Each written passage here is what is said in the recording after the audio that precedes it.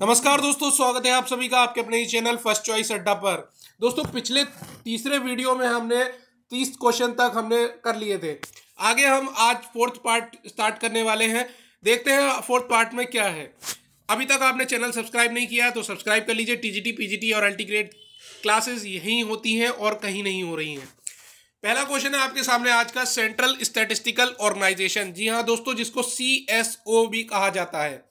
इसकी स्थापना हुई थी, कब हुई थी? 2 मार्च 1951 में, 15 मार्च 1950 में, 2 मई 1951 में या 2 मई 1953 में।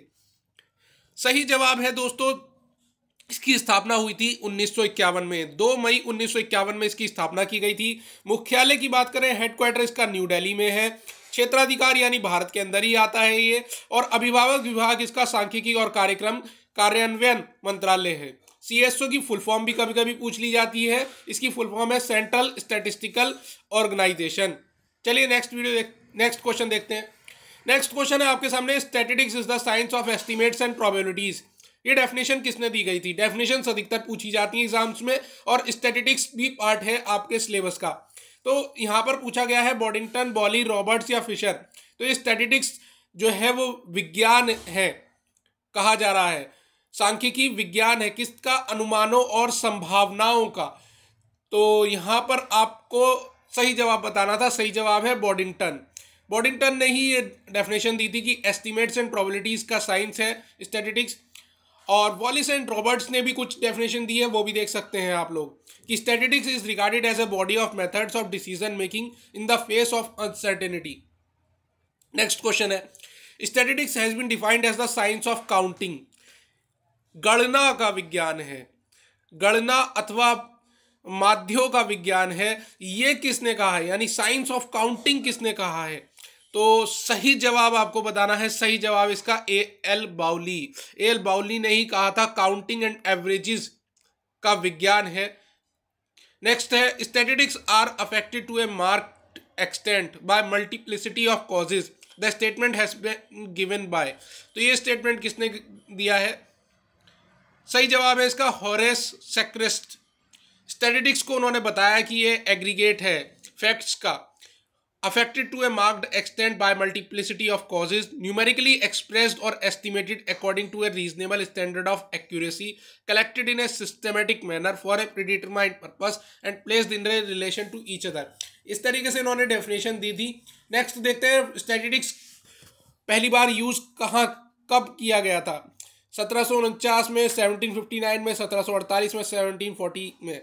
तो सही जवाब आपको बताना है, स्टैटिस्टिक्स वर्ड पहली बार यूज कब किया गया था? सबसे पहली बार ये यूज किया गया था 1749 में। 1749 में इसको यूज किया गया था। और कहाँ यूज किया गया था? जर्मनी में यूज किया गया था दोस्तों। जर्मन स्कॉलर थे, मैथमेटिशियन थे, गॉटफ्राइड एकेनवाल, उन्होंने ही इस वर्ड को यूज किया था, इसका निजात किया था एक तरीके से। The word statistics comes from the Latin word से आता है, ये बना होता है स्टेटस से, और इटालियन वर्ड स्टैटिस्टिया से बना है। जर्मन वर्ड स्टैटिस्टिक होता है और द फ्रेंच वर्ड होता है स्टैटिस्टिक्यू। तो इस तरीके से ये वर्ड्स भी आपसे कभी कभी पूछ लेता है कि भाई लैटिन वर्ड किस लैटिन वर्ड से बना है, तो हमें पता होना चाहिए स्टेटस वर्ड से बना है। कब यूज हुआ? तो 1749 में जर्मनी में, और नाम जरूर याद रख लीजिएगा, Gottfried Achenwall. Which of the following is also known as world bank. World bank कहा गया है IMF, ADB, IBRD, IFC। तो सही जवाब आपको बताना है, वर्ल्ड बैंक और किसे कहते हैं? तो दोस्तों सही जवाब है इसका IBRD, international bank for reconstruction and development. IBRD की फुल फॉर्म है और इसको वर्ल्ड बैंक भी कहते हैं। इंस्टीट्यूशन है, ऐसा कौन सा इंस्टीट्यूशन है जो कि जाना जाता है सॉफ्ट लोन विंडो के तौर पर? वर्ल्ड बैंक की सॉफ्ट लोन विंडो है। IMF, IDA, IFC या इनमें से कोई नहीं। तो देखिए, सॉफ्ट लोन विंडो है वर्ल्ड बैंक की, तो ये है IDA, जिसको कहते हैं international development association. The international development association इसकी फुल फॉर्म है। एक मल्टीनेशनल फाइनेंशियल इंस्टीट्यूशन है जो प्रोवाइड कराता है, हेल्प प्रोवाइड कराता है, कुछ फाइनेंशियल एड प्रोवाइड कराता है पुअर कंट्रीज को, गरीब जो देश है, लोन्स की फॉर्म में। इट इज ऑल, जैसे कि पाकिस्तान है। It is also refer to as a soft loan window of the world bank. The main purpose IDA का है ग्रांट्स प्रोवाइड करना, कंसेशनल लोन्स प्रोवाइड करना गरीब देशों को। Which one of the following replaced MRTP, MRTP को replace किसने कर दिया था, ये आपको बताना है। Competition act, FRMBM act, FEMA या फेरा। सही जवाब है इसका दोस्तों monopolies and restricted trade practices act, MRTP act, जो कि 1969 में आया था। वो रिप्लेस किया गया था कंपटीशन एक्ट से, यानी इसका सही उत्तर हो जाएगा आपका कंपटीशन एक्ट 2002 में रिप्लेस हो गया था। ठीक है, तो यहाँ पर MRTP पहले चलता था, उसके बाद कंपटीशन एक्ट आ गया था। और ये किस रिकमेंडेशन के तौर पे आया था, तो राघवन कमेटी, ये आपको याद रखना है। इसका उद्देश्य रहता है प्रतिस्पर्धा को बढ़ावा देना। In external trade how many countries are involve, कितनी कंट्रीज इन्वॉल्व होती हैं दोस्तों, 1, 2, 2 और मोर देन 2।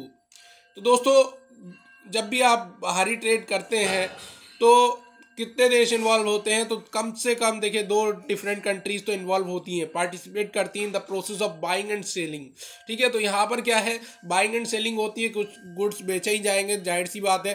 तो 2 डिफरेंट कंट्रीज पार्टिसिपेट करेंगी बिजनेस में और बिजनेस के लिए, और इसी को एक्सटर्नल ट्रेड, बाहरी व्यापार भी कहते हैं। डॉक्यूमेंट्स जो कि यूज किए जाते हैं आंतरिक व्यापार में, इंटरनल ट्रेड में, ऑप्शन है आपके सामने, proforma invoice, commercial invoice, lorry receipt या ये सभी। तो देखिए जो भी डॉक्यूमेंट्स यूज किए जाते हैं इंटरनल ट्रेड में वो सारे के सारे यही हैं। डॉक्यूमेंट्स जब भी आप इंटरनल ट्रेड करते हैं तो परफॉर्मा इनवाइस की जरूरत पड़ती है, एक तरीके का डॉक्यूमेंट होता है जो एक्चुअल सेल के पहले भेजा जाता है बायर को। इसमें सारी टर्म्स एंड कंडीशन लिखी होती हैं और ये बायर और सेलर उस पर एग्री करते हैं। कॉमर्शियल इनवाइस ये एक तरीके का डॉक्यूमेंट है जो भेजा जा रहा है सेलर के द्वारा बायर को जब गुड्स जो है वो सप्लाई किए जा रहे हैं। Contents detail description of goods, सारे डिस्क्रिप्शंस लिखे होंगे गुड्स के, क्वांटिटी के, प्राइस के, और ये एविडेंस है कॉन्ट्रैक्ट होने का। डेबिट नोट भी बनते हैं, क्रेडिट नोट भी बनते हैं, लॉरी रिसिप्ट भी बनती है।